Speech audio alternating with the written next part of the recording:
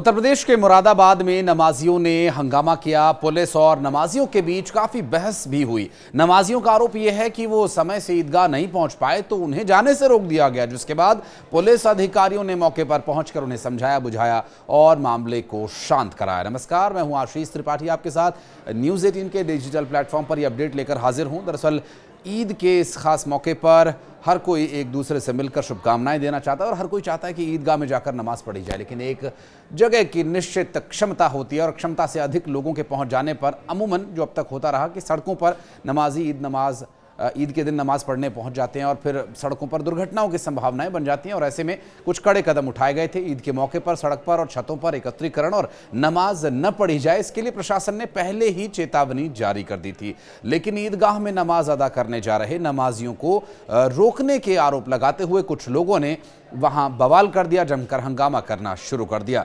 दरअसल ईदगाह की जगह पर जगह न होने की वजह से, क्योंकि काफ़ी संख्या में लोग वहाँ पहले ही पहुँच गए थे, नमाज अदा कर रहे थे, और जो और लोग बाद में आए उनको जगह नहीं मिली, तो फिर लोगों ने वहाँ पर हंगामा शुरू कर दिया, क्योंकि वहाँ पर सुरक्षा में लगे पुलिस कर्मचारियों ने उन्हें रोका कि अभी जगह नहीं है, आप कुछ देर के लिए रुक जाएं।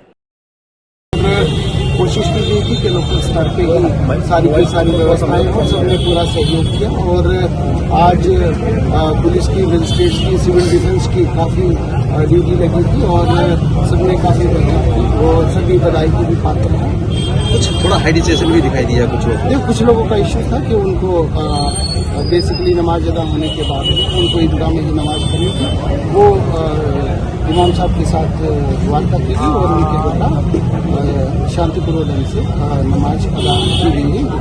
हालांकि जो लोग बाहर रह गए थे उन नमाजियों को दोबारा से, जब वो नमाजी नमाज पढ़कर निकलेंगे तो दोबारा से जाने का मौका दिया जाएगा, ऐसा कह करके उन्हें रोका गया। लेकिन इस बात से अशांत हुए, अधीर हो उठे नमाजियों ने बवाल काट दिया। बचे हुए नमाजियों को दूसरी बार में नमाज अदा करने की अपील प्रशासन की तरफ से की गई।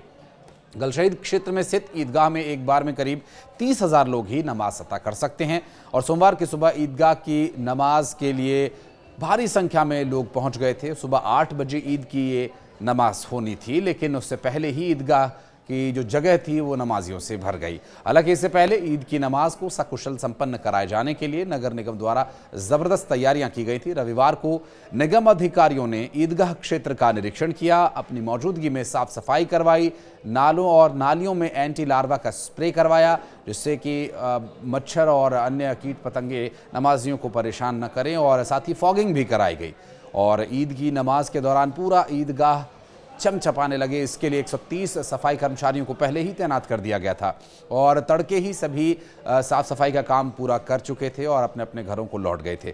वरिष्ठ नगर स्वास्थ्य अधिकारी डॉक्टर नरेंद्र कुमार सिंह ने बताया कि आवारा पशुओं, कुत्तों को भी वहां से हटाने के लिए 5 टीम्स तैनात की गई थी। खुले में जो नाले हैं और नालियाँ हैं उन्हें ढकवाया गया और रविवार को पूरा ईदगाह इलाका अभियान चलाकर साफ सफाई करवाकर चमाचम कर दिया गया। और वहीं भोपाल में वक्फ बिल के खिलाफ all India personal law board के आह्वान पर मुस्लिम समुदाय के लोगों ने ईद की नमाज के वक्त काली पट्टी बांधकर विरोध जताया।